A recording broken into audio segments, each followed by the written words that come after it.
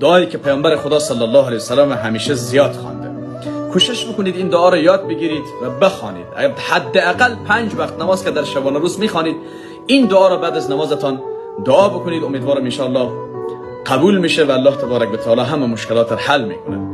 اللهم انی اعوذ بک من الهم والحزن واعوذ بک من العجز والكسل واعوذ بک من البخل والجبن واعوذ بک من غلبة الدین و قهر الرجال. معنایش چیست؟ پروردگارا به تو پناه میبرم از غم و اندوه و سستی و بخالت و کسالت و تنبلی و غفلت و از قرضداری و پریشانی و از خشم و غضب مردم و از اینکه ظالمی بر ما مسلط بشه. الله به تو پناه میبرم.